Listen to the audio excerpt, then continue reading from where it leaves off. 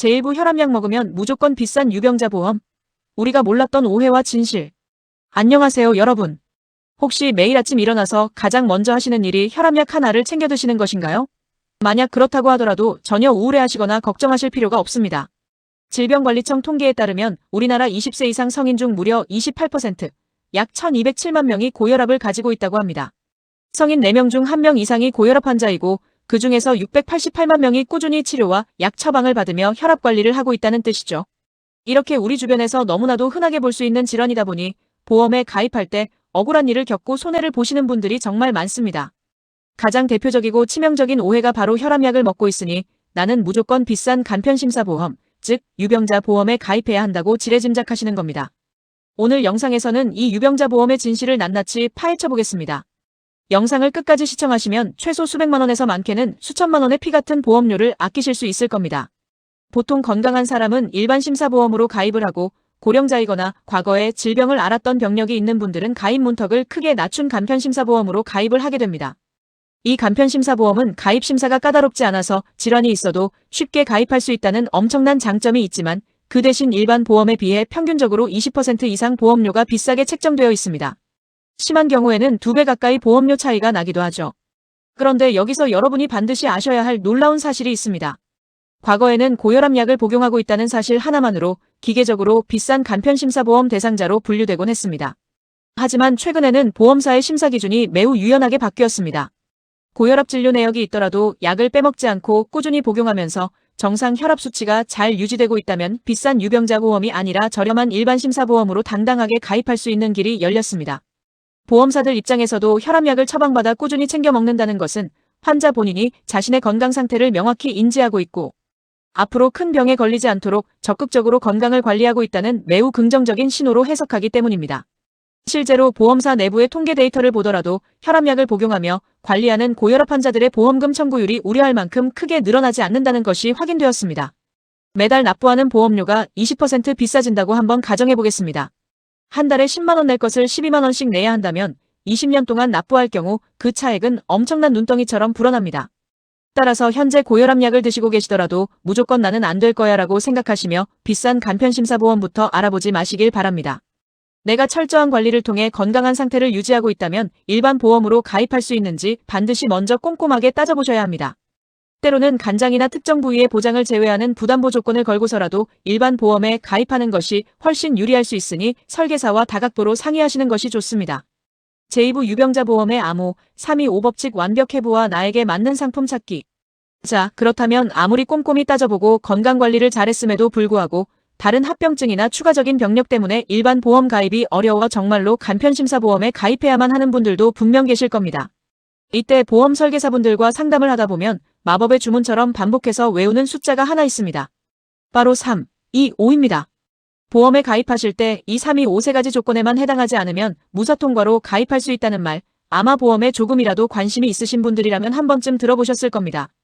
도대체 이 숫자들이 무엇을 의미하는지 아주 알기 쉽게 풀어서 설명해 드리겠습니다. 첫 번째 숫자 3은 가입 시점으로부터 최근 3개월 이내를 뜻합니다. 최근 3개월 이내에 병원에 가서 의사로부터 입원이 필요하다, 수술을 받아야 한다, 혹은 정밀검사나 추가적인 재검사가 필요하다는 진단이나 소견을 받은 적이 있는지를 묻는 항목입니다. 만약 단순한 감기나 가벼운 장염으로 동네 병원에 가서 며칠치 약을 처방받은 것이라면 3개월 이내라도 전혀 문제가 되지 않습니다. 하지만 의사가 차트를 보며 이것은 큰 병원에 가서 MRI나 CT 같은 정밀검사를 다시 받아보셔야겠습니다 라고 말했다면 이 소견 자체가 기록에 남아 가입이 거절될 수 있는 중대한 사유가 됩니다. 두 번째 숫자 2는 가입 시점으로부터 최근 2년 이내를 의미합니다. 최근 2년 이내에 어떠한 질병이나 상해 사고로 인해 병원에 입원했거나 수술을 받은 적이 있는지를 확인하는 것입니다. 여기서 많은 분들이 놓치시는 부분이 있는데 큰 수술뿐만 아니라 제왕절개 수술이나 간단한 시술을 받고 입원한 이력도 모두 여기에 포함된다는 점을 각별히 주의하셔야 합니다. 마지막 숫자 5는 가입 시점으로부터 최근 5년 이내를 가리킵니다. 최근 5년 이내에 암으로 진단을 받았거나 암 치료를 위해 입원 혹은 수술을 받은 적이 있는지를 묻는 아주 중요한 항목입니다. 정리하자면 이렇습니다. 최근 3개월 내에 추가 검사나 수술 소견이 전혀 없고 최근 2년 내에 병원에 입원하거나 수술을 받은 이력이 없으며 최근 5년 내에 암에 걸린 적이 없다면 현재 고혈압이나 당뇨 같은 만성질환으로 독한 약을 장기 복용하고 있어도 아주 간편하게 보험에 가입할 수 있습니다. 이것이 바로 325 유병자 보험의 핵심 원리입니다. 여기서 여러분의 피 같은 돈을 아껴드릴 꿀팁 하나를 더 드리겠습니다. 요즘은 보험사들의 경쟁이 치열해지면서 유병자 상품이 아주 세분화되고 다양해졌습니다. 과거처럼 무조건 3위 5한 가지만 있는 것이 아닙니다.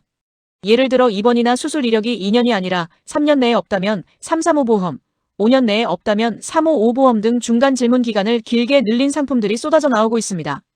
보험사 입장에서는 입원 수술 이력이 오래될수록 건강하다고 판단하기 때문에 숫자가 커질수록 보험료를 대폭 깎아줍니다.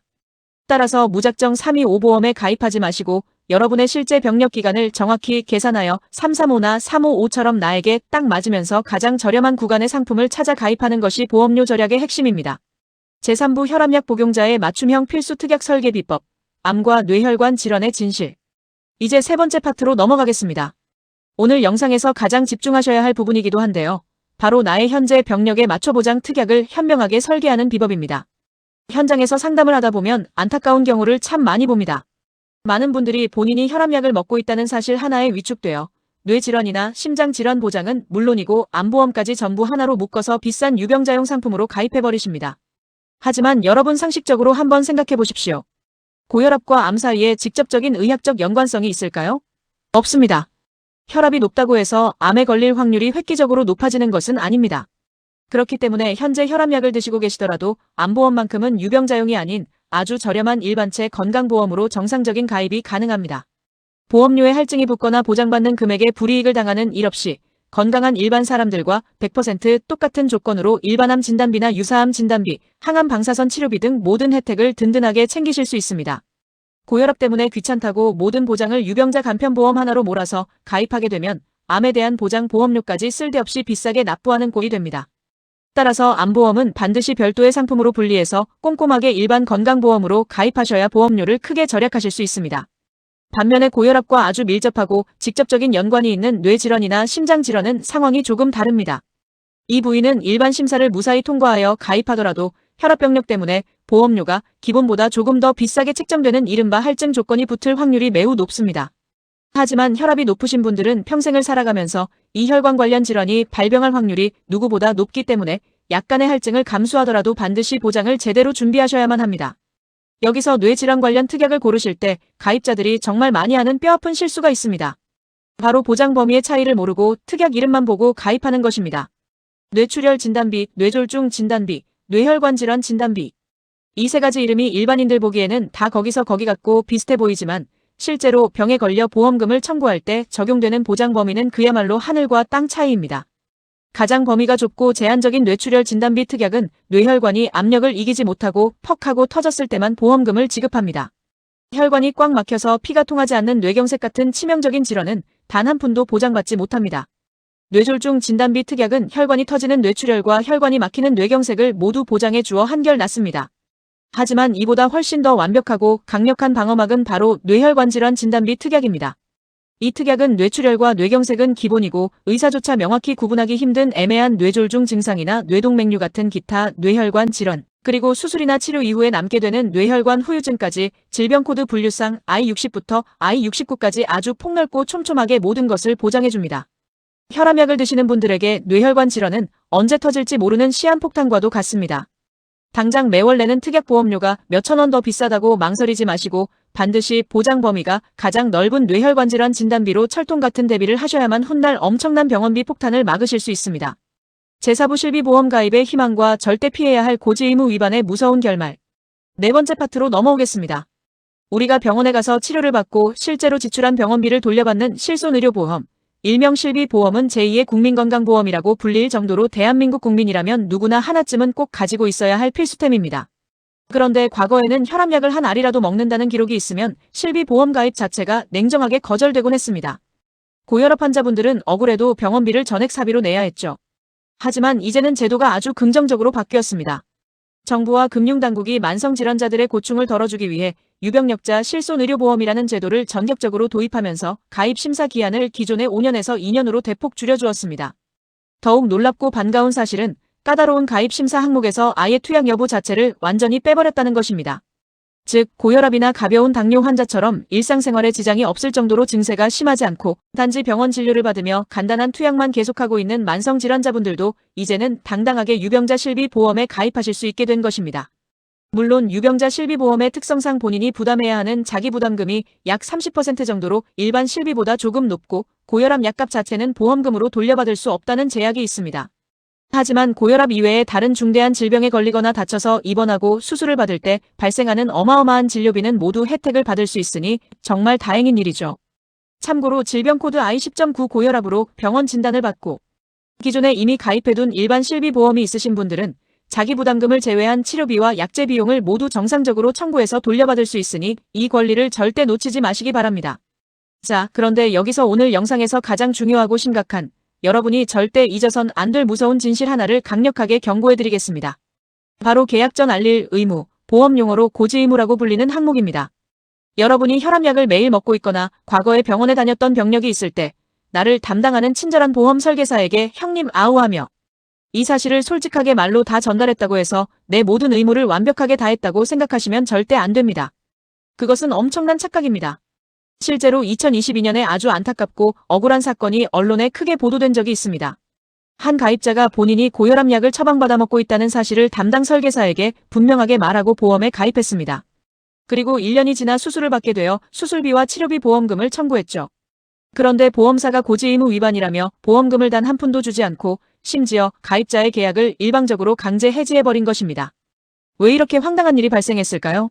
현행법상 아무리 설계사에게 입 아프게 말로 떠들고 전달했어도 종이나 태블릿으로 된 청약서의 질문지 빈칸에 계약자 본인이 직접 펜을 들고 아니오라고 거짓 체크를 하거나 병력을 기재하지 않으면 법적으로 명백한 고지 의무 위반이 되기 때문입니다. 가끔 실적에 눈이 먼 일부 설계사들이 가입 심사를 쉽게 통과시키려고 에이 이 정도 가벼운 약 먹는 건 안 적고 고지 안 하셔도 다 통과돼요 라고 달콤하게 권유하더라도 그 말에 절대 속아 넘어가시면 안 됩니다. 나중에 병에 걸려 보험금 심사를 받을 때 문제가 생기면 설계사는 책임지지 않고 그 엄청난 피해와 금전적 손실은 오롯이 보험금을 받아야 할 가입자 본인이 모두 짊어지게 됩니다.